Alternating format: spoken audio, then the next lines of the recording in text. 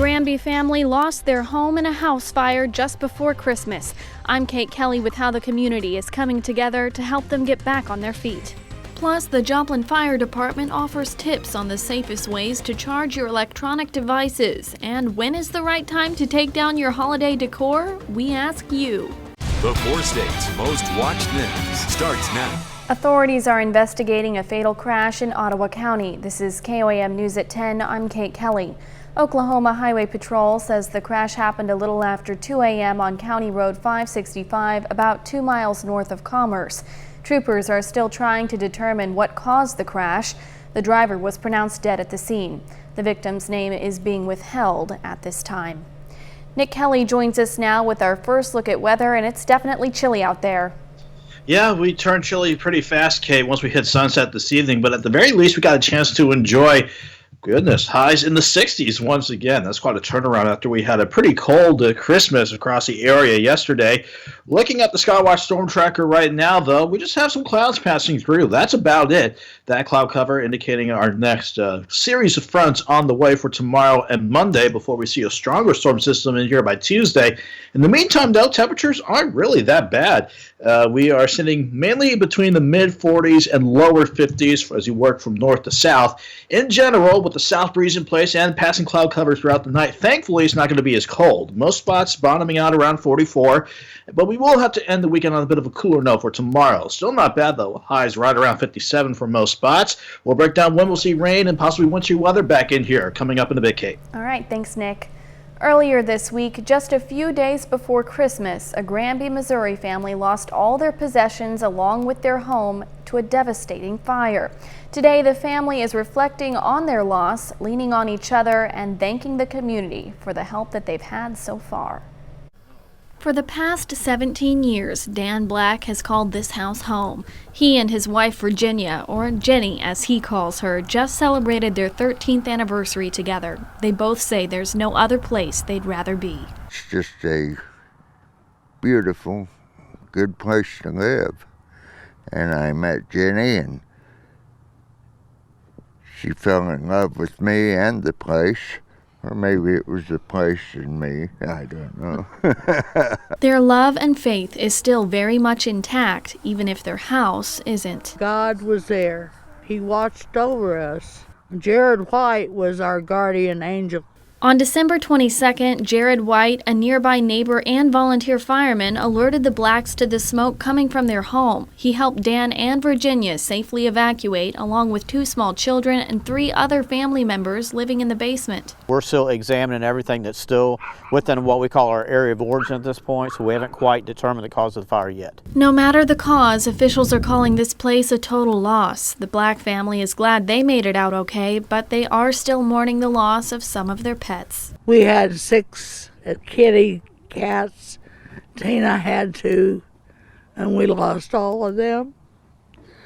And that was so sad to think about them. Even though this family has lost a lot, they have each other and the support of the community. People donated dozens of items to make their Christmas possible. They brought so many toys for the kids for Christmas. They brought so many clothes for them. They brought clothes for us. They brought food yesterday for our Christmas dinner. We can't say enough for how our combined communities have been helping us. And many are people we know that are friends and many aren't. The family is staying at the Boonslick Lodge in Neosho, but looking for an inexpensive rental property till they can have a new place set up on their land. If you'd like to help, please give Virginia a call at 417-346-7465.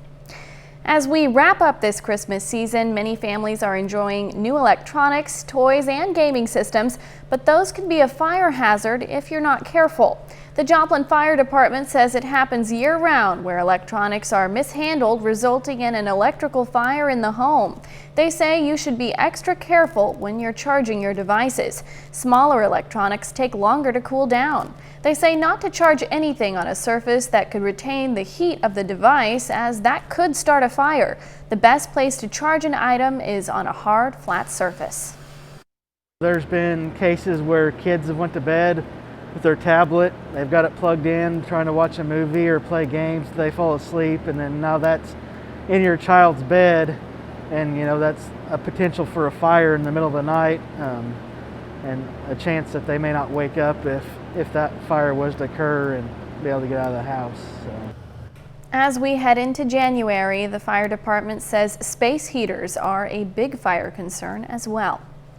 Christmas may be in the rearview mirror, but a holiday debate is still alive and well here in the four-state area. That's right, we're asking the age-old question, when is the right time to take down your Christmas decorations?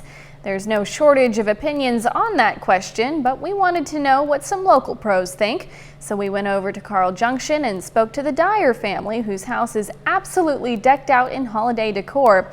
They've even got folks stopping by to take photos. But when will all these festive displays disappear? We always take them down after New Year's. That's just how we've always done it. So. How far past after New Year's? Just the day after. Dyer says it only takes a day to take down and put away all the Christmas gear, but it did take him most of the month of November to get everything into place. That brings us to today's KOAM News Now Instapoll. Today's question is, when do you take down your Christmas decorations? The day after Christmas, the day after New Year's, or do you leave them up all year long? You can vote at KOAMnewsnow.com/vote or through the KOAM News Now mobile app. Results are updated live, and we'll be checking in on them periodically throughout this newscast. We take this time now to honor another four-state hero. Sergeant First Class Bobby Tyree served in the Army, spending time stationed in Korea from 1950 to 1953. He earned several honors, including the Korean Service Medal and various campaign ribbons. His hometown, Pitcher, Oklahoma. We thank you, Bobby Tyree, our four-state hero. That's news and weather in our first 7 minutes. Just ahead, details on the Christmas Day explosion in Nashville. Plus, Arkansas authorities investigate the murder of 5 people, including 3 children. Investigators have at least one person of interest in the Christmas morning explosion in downtown Nashville, Tennessee. Governor Bill Lee asked the White House today for federal assistance due to the severity and magnitude of the explosion's impact. CBS News correspondent Jesse Mitchell has the latest from Nashville. Federal agents searched the Tennessee home of a person of interest in connection with the blast in the heart of downtown Nashville. A law enforcement source told CBS News Anthony Quinn Warner has been identified in connection with the recreational vehicle that exploded early Christmas Day. An FBI bulletin from the Weapons of Mass Destruction Directorate said Warner had a similar make and model RV, and the Google Street View shows an RV parked in the yard of the Warner's home. The FBI says around 500 leads have come in as investigators comb through the crime scene. There are a number of individuals that we're looking at, so at this point we're not prepared to identify any single individual. Just before the Friday explosion, officers found the RV outside an AT&T transmission building.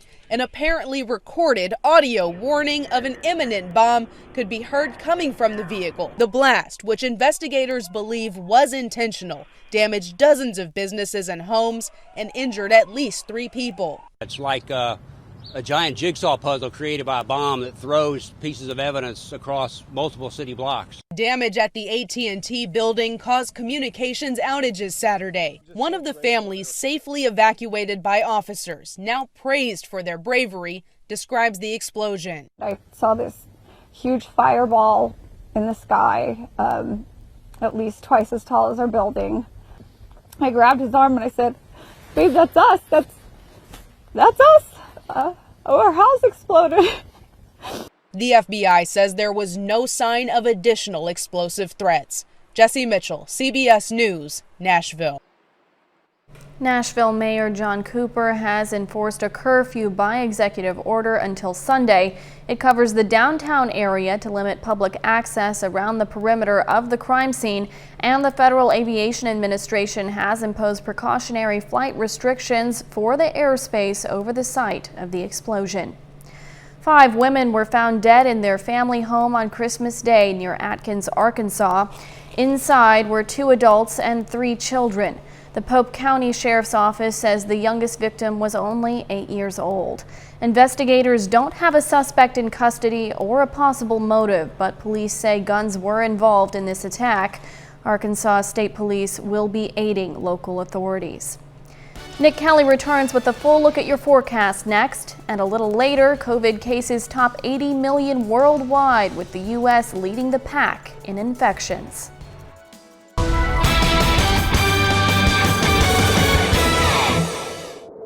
We kept things nice and quiet for today, but leave it to Mother Nature to take us from a cold Christmas day to a mild Saturday right after Christmas. So it doesn't change the fact that we had a pretty good looking sky throughout the entire day from Indigo Sky just outside of Seneca, Missouri. In fact, that's how we looked across the entire area today. Again, the numbers are still impressive. We started in the lower teens Christmas morning, peaked into the upper 30s for Christmas Day. Quite a bit warmer today, though, no doubt about it, with highs pushing into the mid-60s at Joplin Regional. In fact, everybody had at least lower to middle 60s for highs today, but we have gotten chilly ever since sunset, and the numbers don't lie. 53 in Joplin with a south breeze pushing 20 miles per hour. Eventually, we're going to back off on that breeze a little bit. But as long as it's staying out of the south, that means we're not going to be quite as cold for tonight. Still, we're seeing 49 in Pittsburgh, 52 in Baxter, Neosho, while Diamond and Carthage are at 53. The rest of the area, the north, farther north rather, you go from Joplin, you're in the mid to upper 40s right now. Most spots close to the interstate, I-44 that is, you're still trying to hold on to some lower 50s, but eventually most of us will drop back into the 40s tonight. So yeah, not much of a cold night ahead of us, all because of that south wind still in place, mostly between 10 and 15 miles per hour. But we will have some gusts near 20 at times throughout the night. At least that breeze isn't indicative of any threatening weather headed our way. In fact, the worst we have in the Skywatch Storm Tracker is just passing clouds. Ahead of our next frontal system, though, a couple of fronts on the way. One pushes out of the Rockies and moves through here tomorrow. Another one turns us even cooler for Monday, with highs looking back to drop into the 40s. But you can see from the upper level setup, here's our next storm system in the Pacific. That's going to start working in especially Tuesday and Wednesday. That's going to be our next best shot for any precip to come our way before we wrap up the year. Looking at the rest of the night, though, and heading into your Sunday to wrap up the weekend, though, it's just passing clouds once again for some of you, but we all stay quiet tonight. But that south breeze means most spots will drop back into the lower middle 40s. I'm thinking 44 in Joplin to start your Sunday morning out. Then the rest of the day looks okay. We'll just have partly sunny skies in the afternoon. Start the afternoon out rather, then turning mostly sunny throughout the day. But that first front switches our breeze out of the northwest, means highs only top out around 57 in Joplin, but where the front moves through early enough, maybe lower to middle 50s across southeastern parts of Kansas. But overall, we're not looking too bad to wrap up the weekend tomorrow. Then as we head toward Monday, our focus will shift out to the west, where the next storm system will roll in. We're just mostly cloudy and cool for Monday, but here's Tuesday morning. Depending on how temperatures sit across the area, we'll have to start with rain and maybe mixing it with a little bit of freezing rain before we push back near 50 on Tuesday. So this is primarily rain chances going into Tuesday evening and Wednesday morning. Then colder air slams behind this pushing front as it rolls in, and that could mean we could end this as a bit of a rain-snow mix by the time Wednesday afternoon rolls around. So the bottom line is we'll watch for our next round of precip for Tuesday and Wednesday. In the meantime, though, quiet tomorrow, highs near 57. We'll only top out around 41 on Monday. And once we get past our midweek system, Kate, we'll just keep things quiet and cold as we bring in 2021. Well, that sounds pretty good, I guess. I'm really hoping that we do get a little snow before the end of the year. I'd really like to build a snowman. Yeah, there are slim chances with this next system, but as long as the chances are there, we'll keep a very close eye on it for you. All right, sounds good. Thanks, Nick. Now let's check back in with our KOAM News Now Instapoll. Again, our question today is, when is the right time to take down your Christmas decorations? The day after Christmas, the day after New Year's, or do you leave them up all year round? So far, it looks like the majority right here is saying the day after New Year's. There's a small percentage saying leave them up all year round. And of course, the day after Christmas, that's in second place. You can still weigh in on the conversation by voting at KOAMnewsnow.com/vote or through the KOAM News Now mobile app. Coming up, we take a look back at the top stories that shaped our world in 2020. Bill includes billions for vaccine distribution. Today, COVID cases worldwide topped 80 million. The U.S. is by far the global leader in confirmed cases with nearly 19 million. More than 331,000 people have died here. And the holidays could make things worse. CBS's Lilia Luciano is in Los Angeles. The CDC says almost 2 million people are now vaccinated. Still, health officials say that won't be enough to prevent an explosion in cases after the holidays. With COVID infections smashing records and hospitals pushed to the brink, there is new fear tonight of a post-Christmas surge. More than 7 million checked in at airports this week. Many will be flying back. Even half of what happened over Thanksgiving holiday, we're in deep trouble. In the nation's latest epicenter, Los Angeles County, a patient dies of COVID every 10 minutes. And across the state, ICU capacity is 0. The governor with this warning. We can have a surge on top of a surge on top of a surge. Nationwide, hospitalizations are up in 25 states and D.C. Nearly 120,000 people spent Christmas in a hospital bed. In Cleveland, critical care Dr. Sherry Williams seeing the death toll firsthand. And it's heartbreaking, quite honestly. 2020 is on track to being the deadliest year in U.S. history. Too many sharing the grief of the first holiday without that loved one. For 21 years, Brandy Hauser took charge over the household's holidays, but she died of COVID 2 weeks before Thanksgiving. It's hard not having her to actually tell me herself she loves me or have her here in person. When Christmas came, her husband Chris made sure to keep the tradition alive for their 11-year-old, Jude. We did a gingerbread making and then the hot cocoa. If she had been there, he said he would have told her, "You're beautiful, and I love you." On Christmas Eve, LA County saw its deadliest day since the pandemic began. Today, over 6,000 people remain hospitalized here. Some hospitals are reportedly running out of PPE and oxygen. And health officials here are urging people to avoid calling 911 unless it's absolutely necessary. Lilia Luciano, CBS News, Burbank. Australian golfing great Greg Norman has been hospitalized in the U.S. showing COVID-19 symptoms.